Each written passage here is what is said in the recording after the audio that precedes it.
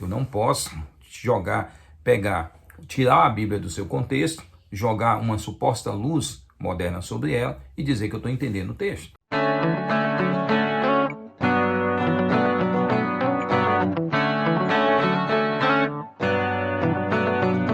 Que a graça e a paz do nosso Senhor e Salvador Jesus seja sobre todos nós. Sejam muito bem-vindos ao canal Apologia com P. Eu sou o pastor Paulo Sérgio Batista e gostaria que você, desde já, estivesse compartilhando esse vídeo com outras pessoas, divulgando esse canal, para que esse conhecimento possa ser compartilhado com o máximo de pessoas do seu ciclo de amizade, do seu ciclo de fé, para que pessoas possam compreender melhor essas relações da Bíblia com a ciência. Hoje nós vamos discutir um pouquinho sobre os versos bíblicos que não são científicos, né? ou os versos não científicos da Bíblia, para que você possa entender melhor isso. Desde já, eu quero explicar algo que eu já tenho falado muito nos vídeos aqui, mas talvez seja importante nesse início. A minha intenção com esses vídeos e com essas críticas não é atacar ninguém. É simplesmente estabelecer um fato a partir do estudo comparativo da Bíblia dentro do seu ambiente cognitivo legítimo. Eu não posso pegar um texto bíblico e tentar entendê-lo, tentar compreendê-lo à luz do meu pensamento moderno. Eu não posso tirar a Bíblia do seu contexto, jogar uma suposta luz moderna sobre ela e dizer que eu estou entendendo o texto. Eu tenho que me aproximar do ambiente cognitivo no qual o texto foi escrito. Essa é a regra indiscutível. Só para você ter uma ideia, imagine hoje você compra um jornal. Você pega um jornal em língua portuguesa, você vai lê-lo, né? Você, fluente em língua portuguesa, está dentro do contexto do jornal que foi escrito, você vai ler aquele jornal sem nenhuma dificuldade. Daqui a 200 anos, quem pegar aquele jornal para ler, vai precisar primeiro fazer um curso de paleografia. E aí ele vai ter que entender como aquelas palavras, algumas delas já não vão existir, muitas delas possivelmente não vão existir, a grafia será diferente e tem um conjunto de coisas que aquelas palavras vão agora ter ou um novo significado ou não existirão mais. E ele vai ter que fazer uma pesquisa, tá certo? Em material da época. É assim que funciona, pessoal. E por que isso acontece? Você diz, não, mas isso é uma complicação grande. Não, não é. É porque todo texto, ele é um substrato cultural. Né? Ele é um substrato de uma cultura. Quando essa cultura muda, essas palavras mudam. Tá certo? E aí, é importante nós entendermos esse princípio para que possamos compreender o porquê que a Bíblia é um livro tão difícil de nós entendermos. Porque os textos mais recentes, para quem é cristão, no Novo Testamento, né, tem aí nada mais, nada menos do que 1.900 anos de distanciamento de nós. E os textos mais antigos, pelo menos 3.400 anos, 3.450 anos. Né? Então nós temos um período muito distante dentro de uma outra cultura e nós precisamos nos aproximar dessa cultura para tentarmos entender o texto. Não adianta você tentar colocar um óculos de ciência do século XXI, de cosmovisão do século XXI, né? de cosmologia do século XXI e dizer, opa, estou entendendo o texto, porque você certamente não estará entendendo. O texto tem que ser olhado dentro da sua estrutura. Aí algumas pessoas dizem, peraí, pastor, mas se eu entender esse texto dentro daquela estrutura do passado, aquela estrutura do passado está errada. Então, logo o texto bíblico também vai estar. Qual é a visão de mundo do passado que permanece até o dia de hoje? Da antiguidade permanece até o dia de hoje. Meu filho, entenda uma coisa. A ciência, como um todo, sofre do mesmo problema. Em que sentido? Todo conhecimento, vamos pegar física, química, biologia, né? Biologia é uma ciência da vida, esse termo começa ali por volta de 1800, 1801. astronomia, tá certo? Então, estou falando física, química, vamos pegar três: física, química e astronomia. Segurando aqui para não falar astrologia, tá? Um dia eu explico para vocês por quê.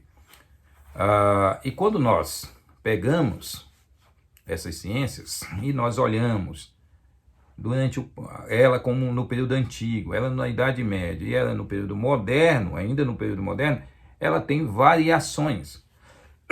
Perdoe-me. Ela não carrega os mesmos conceitos apenas com pequenas mudanças. Não, ela tem mudanças ontológicas, mudanças fundamentais, mudanças essenciais. Tá certo? Então nós temos que entender isso.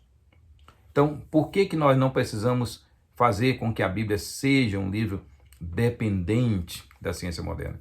Porque essa ciência moderna muda. E aí, quando ela muda, eu tenho que readaptar a minha interpretação bíblica, tá certo? E aí é um outro problema. Então, a ciência é uma muleta para a fé de muitos crentes modernos, porque eles acham que a ciência é essa verdade absoluta. Quem vê a ciência como uma verdade absoluta é uma filosofia. O positivismo, né? O cientificismo. Quando você vê uma pessoa defender isso, é cientificista. E ele nem sabe o que é. Tá certo?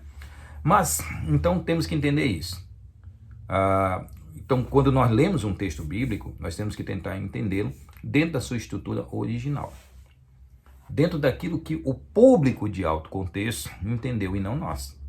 Porque se você for tentar trazer para cá, certamente ela vai ficar mais clara para você, mas totalmente obscura para quem recebeu. E aí é aquela questão que eu tenho falado sempre aqui no canal, você já está cansado de ouvir. Se nós estamos entendendo a partir dessas ferramentas, eles não entenderam nada. Agora, o texto foi escrito para quem?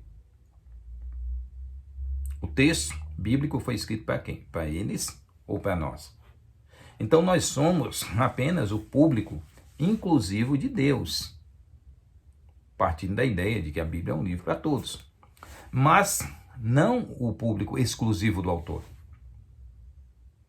Moisés, então, quando escreveu Gênesis 1, versos 14 e 15, ele está preocupado em apresentar algo sobre o público exclusivo dele. E aí, ele vai mencionar nesses textos a criação dos dois grandes luzeiros. O maior, é interessante que ele não usa a palavra hebraica para sol, né? Shamash, que era também o nome de uma divindade. Então isso, possivelmente, por trás do texto, tem um embate teológico, tá? Porque o sol é visto como uma divindade, ou como uma manifestação da divindade, tanto entre os egípcios, como entre os babilônicos e outros povos, tá certo? Outros povos do Antigo Oriente Próximo. Então nós, certamente ali, tem uma questão teológica que Deus está evitando, ou pelo menos ajustando, para que eles entendam melhor essas verdades do que ele está revelando na criação, tá certo? Já mencionei isso em outros vídeos, mas eu quero só, nunca é ruim relembrá-los dessa ideia. Então, quando ele diz que tem o maior luzeiro e o menor, nós devemos ver, por exemplo, ó, essa remaster aqui da Stone Edition, tá? Da Art Scroll. Tem uma nota muito interessante, quando ele fala dos dois luminares, tá? Ele diz, não se refere literalmente ao tamanho das estrelas, né? Ou a maior ou a menor com relação ao Sol e à Lua, tá? E aí ela cita dois exegetas, um do século XII, outro do século XIX, o Radak e o Malbim. Ambos defendiam que o maior, quando fala de o maior e o menor, ali não tem relação nenhuma com o tamanho do Sol, a proporção do Sol ser maior do que a Lua, que é menor, e que o texto estaria por exemplo, prevendo ou explicando um problema que só a ciência moderna conseguiu provar, que é o quê? O problema das proporções entre o tamanho do Sol e a Lua, né? O Sol é 400 vezes maior do que o nosso satélite, a Lua. 400 vezes maior, ou seja, ela é 400 vezes menor. Mas a Lua está 400 vezes mais próxima, né, da Terra. Então, como ela está mais próxima da Terra e o Sol está mais longe nessas proporções, a impressão que nós temos é que o Sol e a Lua são do mesmo tamanho. E alguns dizem, não, mas a ciência moderna comprovou que o Sol é maior do que a Lua. Ninguém discute isso. É óbvio que o Sol é maior do que a Lua. Mas eles já diziam que isso era uma questão, tá certo? Uma questão já compreendida dentro dos próprios termos que eles possuíam. Então, maior e menor não tem nada a ver com proporção de 400 por 400. Nada a ver com ciência moderna. Ele é maior e menor no sentido de força, né? De maior claridade e de menor claridade, de um aspecto mais voltado não para o tamanho das esferas, mas de um aspecto mais voltado para a intensidade. E aí nós temos a palavra que aparece lá, né? Gadol, a palavra para maior, relacionado ao Sol. E olha o que nós temos aí. Ela aparece em Gênesis 1, 21, para grandes animais. Aí você diz, não, pastor, mas aqui está falando de tamanho. Legal. Essa mesma palavra aparece no capítulo 4, verso 13, para Caim, quando Caim diz que grande é o castigo dele. Grande é a pena que ele vai ter que sofrer. Nós temos em Gênesis 15, 18, falando também do grande Eufrates, né? Do grande Eufrates, também em tamanho. Mas nós temos naquele episódio de quando Isaac, o episódio de Esaú e Jacó, não é? Gênesis 27. E nós temos ali dizendo que Isaac chora, ou Isaac é acometido, né, de grande comoção. Essa grande comoção, naquele episódio que ele é enganado pelo filho, é usada a mesma expressão para falar do Sol, da grandeza do Sol dentro dessa criação divina. E o Esaú também, né? Quando diz que Esaú teve uma profunda tristeza, né? Ou um profundo lamento, essa palavra é a mesma. Ou seja, nós temos essa palavra para falar do grande, né? O maior, que é o Sol, né? Sendo usada na Bíblia para intensidade e não tamanho. Nós temos exegetas judeus do período medieval e já da era moderna, né, no século XIX, também defendendo essa mesma ideia. Temos aqui textos comentados que defendem isso. Então aí não tem nada a ver com a ciência, né, a Bíblia antecipando uma verdade científica do padrão 400 por 400. Não, padrão 400 por 400 demonstra que existe um Criador, um Deus maravilhoso que criou tudo isso. Que acreditar que a Lua surgiu a partir de uma pancada bem forte, de um asteroide muito grande, uma pedra que veio, bateu e rodou e pegou esse formato e a distância ideal e tudo que a Lua é de importante para nós, acreditar que isso foi apenas uma mera coincidência, né?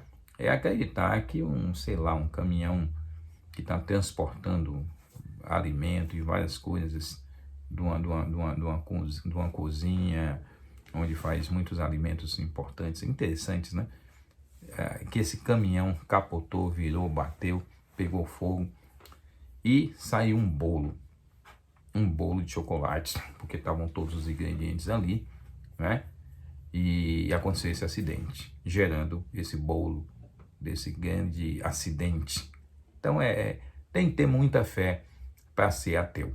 Agora, nós não precisamos, em hipótese alguma, em hipótese alguma, nós precisamos adulterar o texto ou tentar trazer o texto para a nossa época para dar sentido. Então, que possamos hoje pensar um pouco mais sobre isso. Esse é o primeiro versículo.